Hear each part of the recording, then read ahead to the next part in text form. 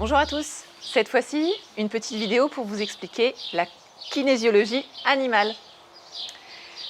On a tendance à dire kiné quoi? Alors vous faites des massages, vous êtes kinésithérapeute? Alors non.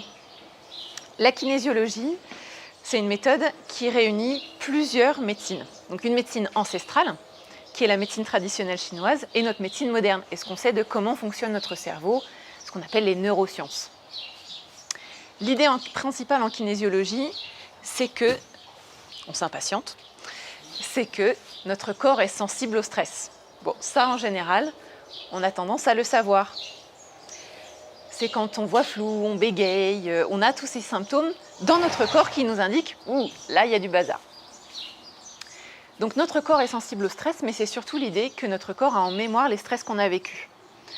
Ça rejoint ce qu'on appelle la mémoire du corps, la mémoire cellulaire, même ce qu'on peut appeler l'inconscient. C'est juste l'idée que notre cerveau est bien fait, mais il traite déjà beaucoup d'informations. Et que quand il y a des grandes émotions, ça fait tout disjoncter. Donc l'information passe sur un autre plan, qui ne paraît plus accessible, mais qui l'est dans notre corps.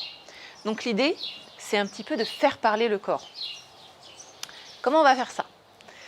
Ce qu'on utilise, ça s'appelle le test musculaire. Ce test musculaire, il repose donc sur le fait que notre corps est sensible au stress, notamment nos muscles, mais aussi, on a fait des liens et on s'est rendu compte que chaque muscle de notre corps était en lien avec un méridien de la médecine chinoise. Donc, c'est un peu une porte d'entrée pour avoir des informations sur plein de plans différents. D'où vient le stress, par rapport à quoi, à quel âge, c'est quel méridien de la médecine chinoise qui est en déséquilibre, pour pouvoir ensuite évacuer tout ça. Je vous montre ce que ça donne. Donc je vous présente Estelle. Donc Estelle va me prêter son bras.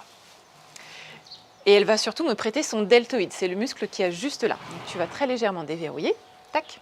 Et moi je vais exercer une pression ici, sur ton poignet, comme pour ramener ton bras vers le bas. Et toi tu vas essayer de m'en empêcher. Mais en même temps, tu vas d'abord penser à quelque chose que tu aimes bien. Ok, ça marche. Donc j'exerce la pression, on y va, je teste, tu maintiens costaud. Alors tu peux même maintenir un peu plus costaud. Tu penses à ce que tu aimes bien. Ok, je teste encore un peu plus fort. Ok, super. Bon, tu vois, il ne se passe pas grand-chose. C'est béton. Au muscle. Maintenant, tu vas penser à quelque chose que tu n'aimes pas, un petit stress.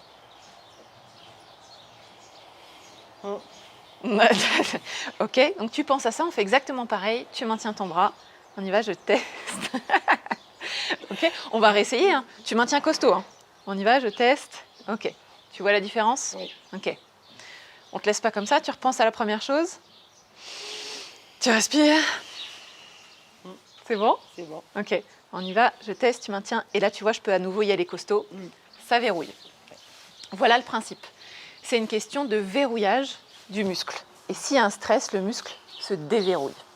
Ok. Merci. Merci. Donc l'idée, c'est d'interroger ce fameux verrouillage des muscles qui nous indique stress ou pas stress. Donc, imaginez qu'avec un animal, je ne vais pas lui demander de faire ça. Donc, avec eux, on a développé une écoute un peu plus subtile. Là, cette fois-ci, il ne va pas se passer grand-chose visuellement, mais je fais concrètement la même chose. C'est-à-dire que je vais poser mes mains sur des grosses surfaces et je viens interroger le corps sur l'origine de son stress, depuis quand est-ce qu'il date, quel plan a été touché, est-ce qu'il y a une douleur qui est en lien avec tout ça. L'idée, c'est vraiment de faire une enquête, d'aller chercher dans le corps d'où vient la problématique et qu'est-ce qui s'est construit autour. Et le but après, c'est de relancer les méridiens qui sont en lien, d'évacuer certaines émotions. Donc pour faire tout ça, on a tout un tas de techniques qui nous permettent après de rééquilibrer là où il y avait du stress. Donc voilà le principe global de la kinésiologie animale. C'est pour ça que ça nous permet d'aborder des sujets très vastes, des problématiques qui peuvent être physiques, récurrentes, des problématiques de travail, des problématiques de santé et qui ne sont pas expliquées, qui ne peuvent pas être traitées par les vétérinaires ou malgré la visite de l'ostéo, ça revient. Ça peut être des problèmes relationnels avec les congénères d'à côté, avec nous, des problèmes de reproduction, de performance sportive. C'est très vaste. Et ce qui est intéressant avec cette technique, c'est surtout ça nous permet de dire est-ce que concrètement, moi, kinésiologue, je peux t'apporter quelque chose à toi? C'est possible que le kinésiologue vous dise par exemple, eh ben non, ce n'est pas la kinésiologie qui est nécessaire. Allez voir votre ostéo, allez voir le chiro, allez voir le shiatsu. C'est vraiment une méthode qui est très complémentaire avec toutes les autres professions d'accompagnement pour le bien-être des animaux. Merci.